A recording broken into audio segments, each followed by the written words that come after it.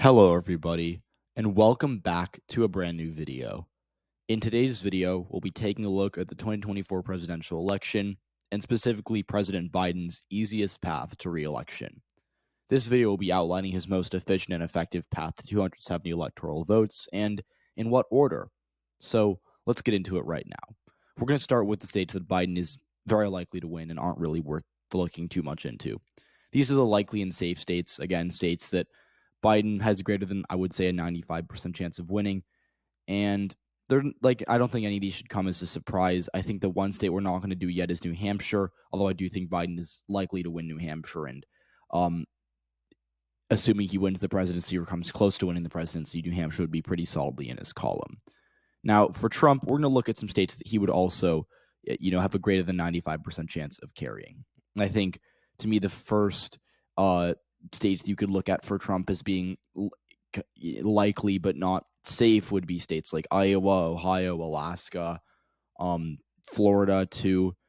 And so right now you get to a spot where I think Trump has essentially 179 electoral votes that he would win. And again, Biden doesn't need to win any of these 179 electoral votes. These are all red states, and Biden does not need to win any of them to win the presidency. I'm sure he'd love to have them, but they're not necessary for him.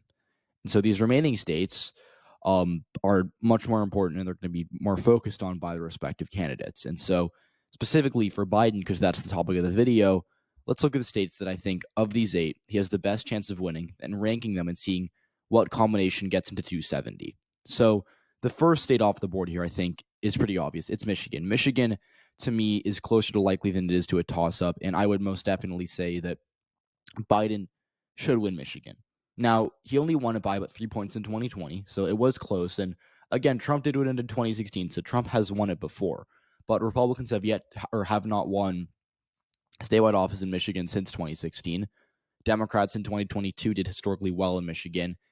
And the consensus right now is that with the current state of the Michigan GOP and with the current state of the Republican Party in general, they're not in a position to contest Michigan that seriously. So I would say Michigan right now is absolutely the first state off the board for Joe Biden. But after that, it gets a lot harder for him because the rest of these states are all closer to toss-up than they are to likely, in my opinion. But that said, I think a good place for me to start would probably be Arizona. Arizona is really interesting because Biden only won it by 0.3% in 2020. Was one of the closest states last election. But Democrats have been doing really well there. And in 2022, they won the Senate race pretty decisively. They won the governorship in a pretty surprising result. And they also were able to contest a lot of congressional districts they were not expected to do that well in. Specifically districts I believe the 1st district in suburban Phoenix, and the 6th district, which is kind of a mix of rural areas and parts of Tucson. And Democrats were supposed to lose those seats by 5 to 7 points, and they almost won them. They lost both of them, but it was very narrow, and I think that they're in position to flip them in 2024. And so Arizona's been trending blue for a while. I think we all know this, but 2022 really, to me, gave a more Democratic result than expected. I didn't think Democrats were going to lose the Senate race. I didn't think that they were going to get swept out of power in Arizona, but they did way better than I thought they were. And I think the general consensus in Arizona now, post-2022, is that Trump and Trumpian candidates can't win Arizona. Kerry Lake, Blake Masters, Mark Fincham, all lost. Democrats are really doing well in Arizona, and I think that if you look at the kind of candidate that Trump would be and has been for the past 8 years, he's in a very bad position to win Arizona come 2024. So that puts Biden just 18 electoral votes away from the magic number, and I think it's going to get even easier for him when I give him Georgia, because Georgia is another left-trending state that does not like Trump. It's a state very educated, I shouldn't say very, but it's getting much more educated. The suburbs are growing. The city of Atlanta is making up a bigger and bigger share of the electorate every year. And Georgia is a state that, at this point, I would say is pretty solidly tilting towards Biden. Now, Trump could absolutely win it, but he lost it in 2020. It's gotten bluer. It's only gotten bluer since then.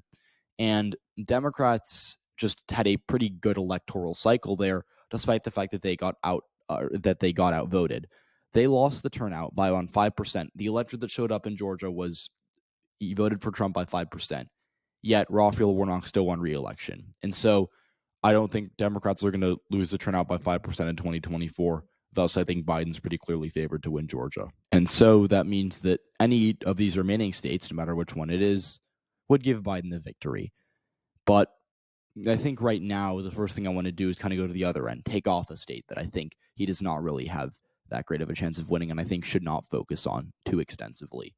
That's Texas. Texas was actually considered to be very competitive in 2020 by a lot of people.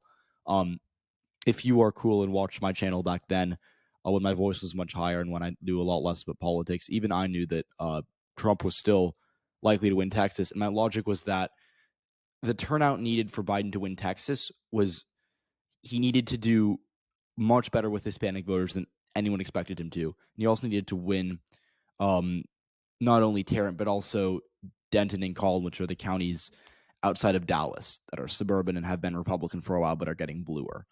And so neither of those things happened. Biden collapsed with Hispanics in the South, and he lost Denton and Collin narrowly. He did fine there, but he lost them. That's why he lost Texas. And so can he win back the suburbs of Texas for Democrats? Probably at some point, or Democrats probably can at some point, but not in 2024.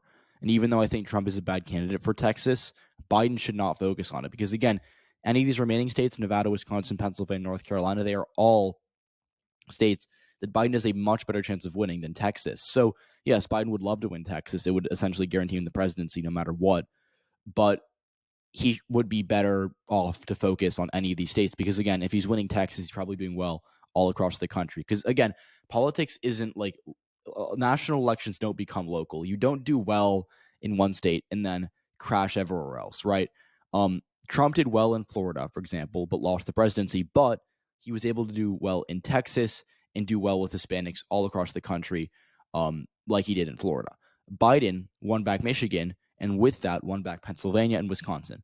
Had Biden only Biden would not have won Wisconsin, but lost Michigan and Pennsylvania because, again, Wisconsin is slightly redder than Wisconsin or than Michigan and Pennsylvania, and so it also is culturally similar to those states, and so you wouldn't see one state vote one way, then the other two states that are more towards another party vote the other way. So if Texas is going blue, so are a lot of states that would already get, like, if Biden is winning Texas, he's already at 270.